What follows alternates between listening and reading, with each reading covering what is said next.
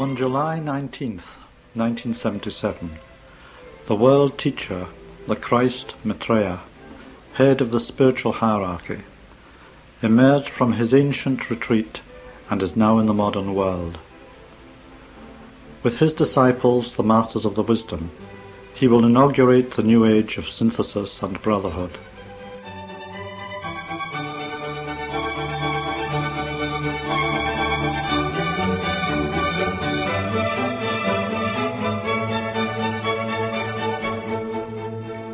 Good morning and welcome to our World Teacher Program on Wellington's Access Radio 106.1 FM. Presented by Teresa and David on behalf of Share International New Zealand. Last month we featured an interview with Benjamin Creme on the subject of UFOs, and in the next two programs we will elaborate. Our first article is a book review by Marc Gregory, sourced from the January-February 2016 double issue of Share International magazine. It begins. Long-time readers of Share International will have already accepted the fact of the presence in our midst of extraterrestrial visitors, the Space Brothers. Although their presence has been witnessed by hundreds of thousands of people worldwide, governmental agencies and their accomplices still go to extraordinary lengths to persuade people that they did not see and experience what they know they saw and experienced, and that such phenomena do not exist. The book by Dutch author and educator Gerard Aartsen, Priorities for a Planet in Transition, The Space Brothers' Case for Justice and Freedom, serves as an authoritative guide through the deliberate misinformation that has surrounded this issue for decades. Aartsen amplifies the information presented in his previous book, Here to Help, UFOs and the Space Brothers, and conclusively establishes the following. They're here, and they have been for decades. They have visited us for millennia. Their mission is one of benevolent service, and they do no harm. Ever. More compelling information emerges in Aartsen's latest book. The fact that the effort to discredit the presence of the brothers and the benevolence of their mission is methodical and orchestrated by the governments of the world, especially the government of the United States. In 1959, Howard Menger, an early contactee, stated, "Government officials in particular refuse to tell because it would upset our economy. The knowledge they, the Space Brothers, have gained depicts an entirely different way of life. It is living under God's law rather than man's law.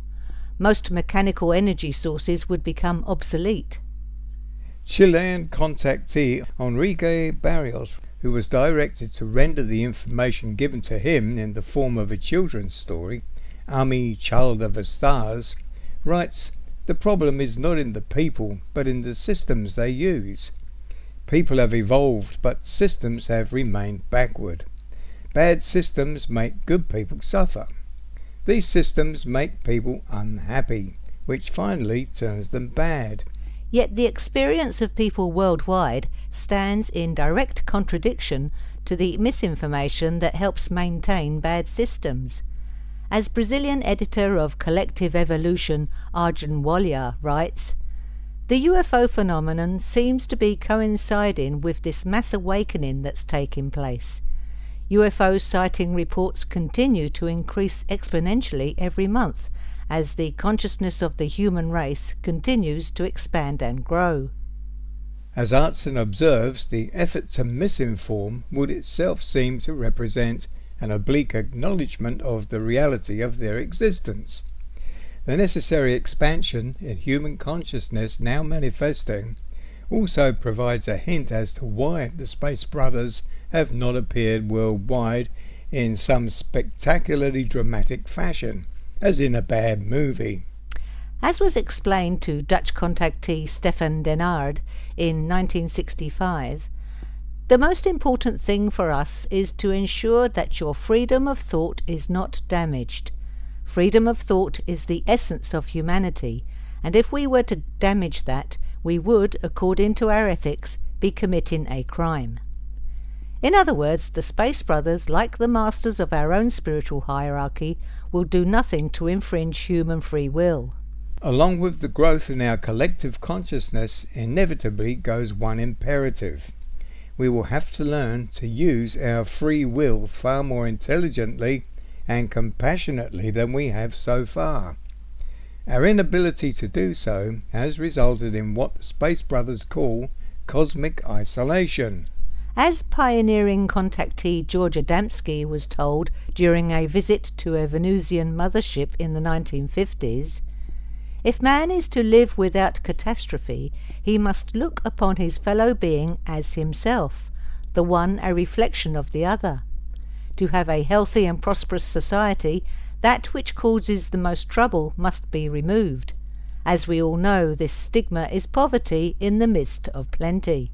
It is the cause of sickness, crime, and the many evils that we know. And it is a symptom of the belligerence humanity regularly demonstrates that so far makes it impossible to trust us with more advanced forms of technology. Enrique Barrios writes, "When the scientific level overwhelms the level of love in the world, that world self-destructs.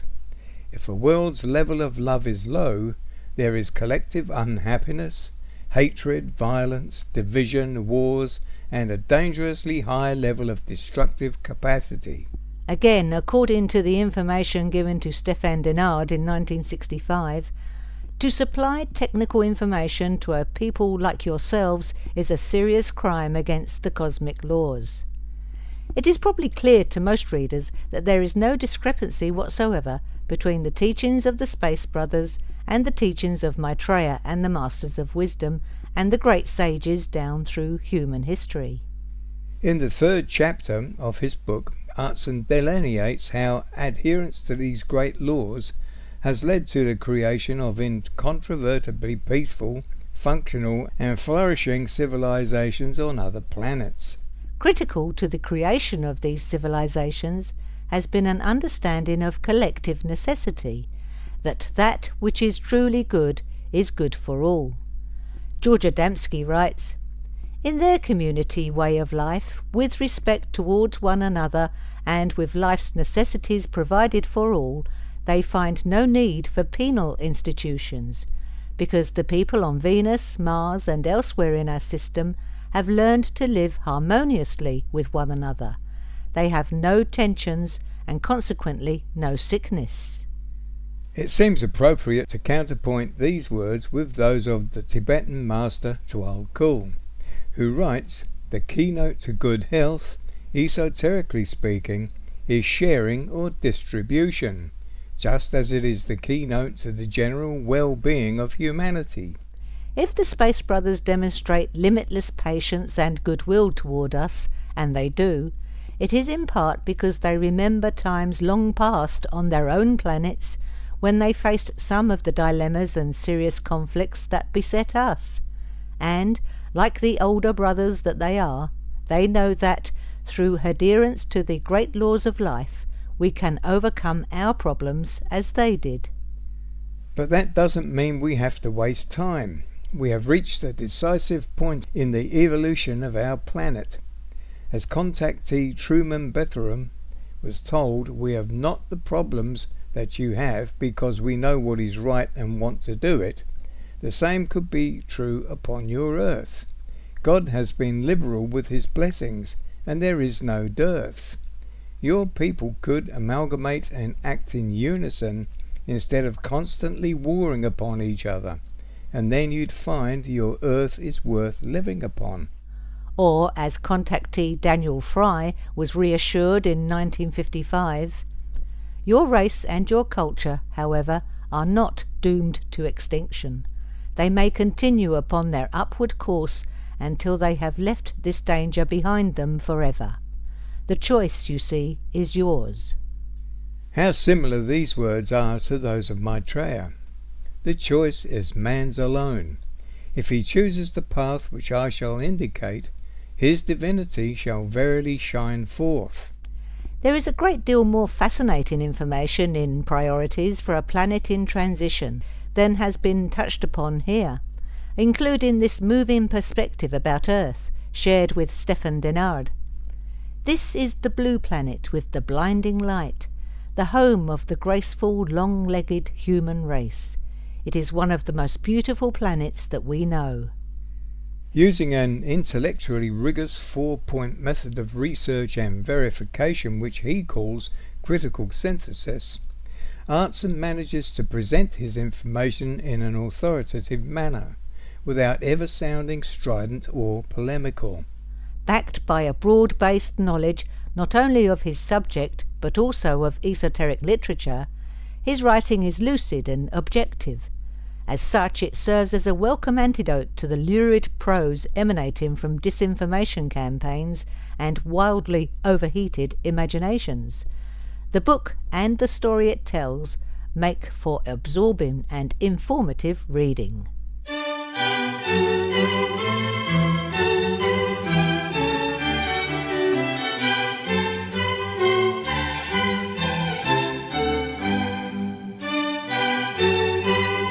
You're listening to the World Teacher Program on Wellington's Access Radio 106.1 FM.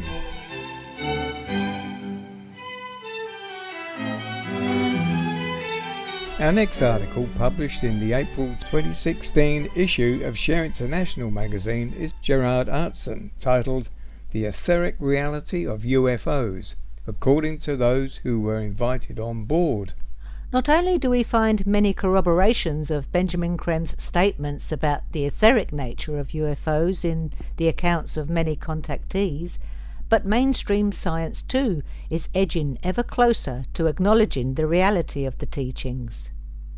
When the first measurements of the temperature on Venus came in 1958, George Adamski was quickly ridiculed for his assertion that his contacts hailed from that and other planets in our solar system. He was not alone, though, in maintaining his claims.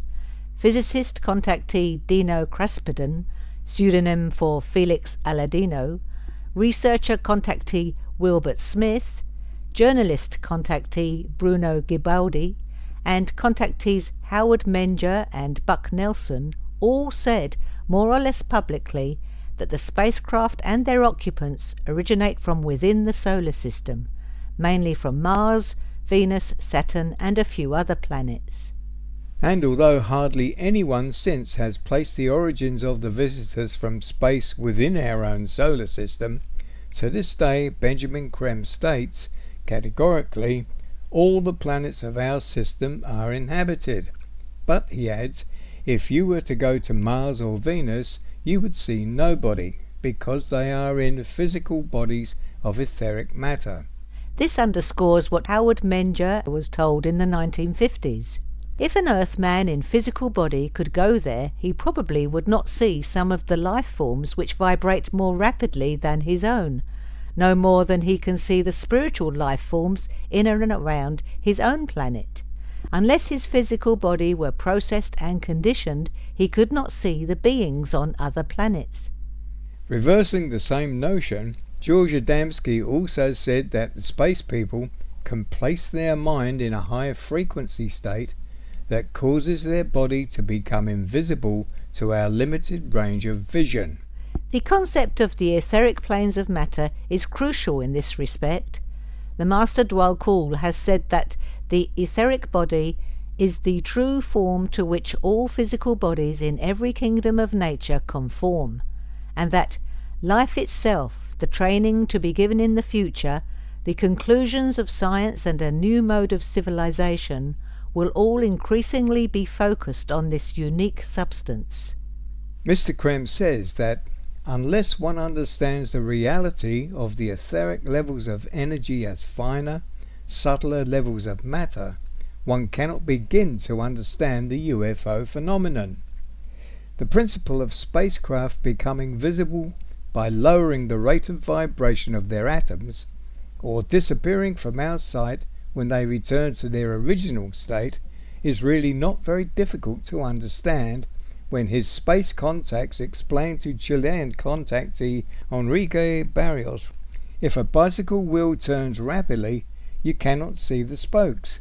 We make the molecules of the ship move rapidly. As Italian contactee Giorgio di Bontonto was informed, the universe contains boundless regions beyond the material one that you know. The only dimension that is observed by your science is the material.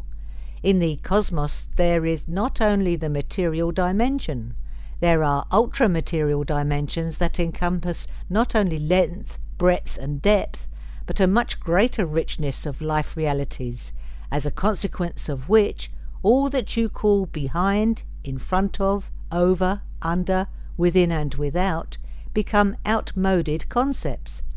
The higher a universe is, the more its life force expresses itself in new, free forms, and the consciousness extends itself to a more comprehensive point of view. The fact that the craft of the visitors from space are in etheric physical matter precludes the possibility that anyone is abducted for gene harvesting, hybrid breeding, implanting devices, and other atrocities that the scaremongering crowd accuses the visitors of. In fact, Benjamin Creme says, "Nobody has ever taken up in a spaceship in a physical body. It is impossible. These spaceships are not solid physical. To be taken up into a spaceship, you have to be taken out of the dense physical body, and you go in the etheric into the spaceship, which are in themselves etheric. It is still physical, but etheric physical." Interestingly, this process of being taken out of the dense physical body was explained to Howard Menger by his hosts. "We projected the beam on you to condition and process your body quickly so you could enter the craft. What actually happened was that the beam changed your body frequency to equal that of the craft." The accounts of various contactees also present tacit evidence of their having been taken out of the physical body, as they testified to the heightened state of awareness once they were on the ship. Giorgio di Bontonto, for instance, writes about the experiences he had in 1980 in his book Angels in Starships. "The light within this wonderful ray ship produced an effect on us which I was unable to explain. We felt refreshed and renewed, and all our spiritual energies rejoiced in an indescribable sense of peace. At the same time, we found ourselves in a state of well-being, which changed us and awakened all the sleeping powers within us. We felt keenly receptive to all that might be imparted to us by words and images. Our hearts burnt with an all-inclusive love, such as is rarely felt on earth." The American contactee, Orfeo Angelucci, too seems to give some impression of what it must feel like once one is in this unearthly state. The interior was made of an ethereal mother-of-pearl stuff, iridescent with exquisite colours that gave off light. There was a reclining chair directly across from the entrance. It was made of the same translucent, shimmering substance, a stuff so evanescent that it didn't appear to be material reality as we know it. As I sat down, I marvelled at the texture of the material. Seated therein, I felt suspended in air, for the substance of that chair moulded itself to fit every surface or movement of my body. As I leaned back and relaxed, that feeling of peace and well-being intensified. The similarities of Angelucci's descriptions with those of other contactees are striking. For instance, Di Bontonto writes, "The central room was illuminated with light that seemed to come from all directions, as no single light source was to be seen. An unaccustomed empathy prevailed. We were all flooded with this same unearthly light, and with an energy that was more spiritual than physical." George Adamski described the interior of a disc as follows. "Within the craft there was not a single dark corner. I could not make out where the light was coming from. It seemed to permeate every cavity and corner with a soft, pleasing glow. There was no way of describing that light exactly. It was not white, nor was it blue, nor was it exactly any other colour that I could name. Likewise, the interior of a mothership was described by Adamski as a familiar bluish-white diffused light, and the same kind of glassy, translucent metal walls. Scientist Michael Wolff's description of the interior of a saucer in his book The Catchers of Heaven is strongly reminiscent of Adamski, Angelucci and Di Bitonto's descriptions. We were standing in what seemed to me as a very familiar room, brilliantly lit, but not as much as to hurt the eyes. The light seemed not to emanate from any single source, but was everywhere. The doorway that closed appeared not to have any juncture or architectural connection, or seams or handle. The existence of planes of matter above the three that our current science recognizes is not new to students of the Ageless Wisdom teaching. According to these teachings, there are 4 levels of physical or subtle matter above solid, liquid and gaseous, known as the etheric physical planes of matter, which consist of subatomic particles at various frequencies, just as the molecules of ice, water and vapour vibrate at different frequencies. Meanwhile, science is still grappling with this expanded reality, even though Swiss astronomer Fritz Zwicky already proposed dark matter in the 1930s as a working hypothesis for the 96% of the known universe that science cannot account for, but which astrophysical calculations about the mass of the universe predict. However, several trailblazing scientists have made discoveries which all point in the same direction as a partial explanation for dark matter or dark energy. For instance, Senyom Kirlian's technology to record the energy fields surrounding living entities was later further developed to photograph human auras, and in his article Discovery of the Orgone, an Austrian doctor, Wilhelm Reich, quotes the German biologist Kammerer, who wrote about an energy which is neither heat, electricity, magnetism, kinetic energy, nor a combination of any or all of them, but an energy which specifically belongs only to those processes we call life. That does not mean that this energy is restricted to those natural bodies which we call living beings. Through experiments, Reich subsequently established that the orgone radiation, as he called this primordial life force, permeates everything. Dense physical forms are the precipitation of the blueprints that exist on the etheric physical levels, which is not so esoteric a notion any more, since British biologist Rupert Sheldrake posited the idea of morphogenetic fields, a sort of memory bank from where nature retrieves its various solid physical forms. This should also make it easier to understand that life is not solely dependent on these dense physical forms for its expression. It could express itself in etheric physical forms too, as indeed it does on other planets in our solar system, according to the teachings and the accounts of several contactees. In March 2015, the avant-garde scientific ideas pursued or proposed by Kirlian, Reich and Sheldrake, which, according to Benjamin Creme, point to some aspect or other of the etheric planes of matter, almost stealthily gained confirmation when mainstream science reported findings which suggest that dark matter is another kind of subatomic particle, possibly forming a parallel universe of supersymmetry, filled with supersymmetrical matter that behaves like an invisible mirror image of ordinary matter. Therefore, when we read scientific assertions that there is no life on the other planets in our solar system, we would do well to add on the dense physical planes of matter.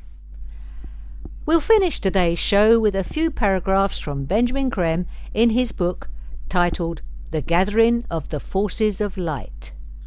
The beings in the UFOs have a tremendous task in working to eliminate, or at least reduce, pollution. Pollution is the greatest threat to humanity. More deaths are caused by it than any other cause.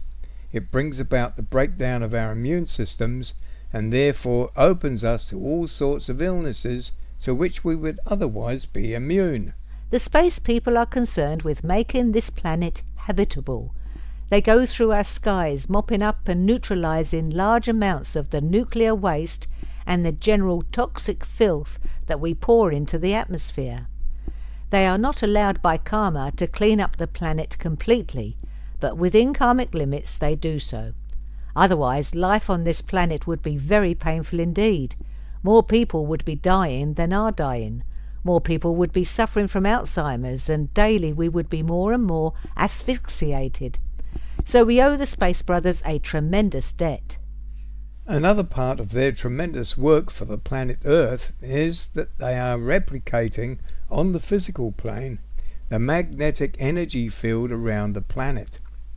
The energy field is made of flows of magnetic energy, and where these flows meet and crisscross, a vortex or center of force results. They are replicating the center of energy in connection with a new technology which will give us unlimited, safe energy for all our needs, direct from the sun. The science of light, which is the technology of the future.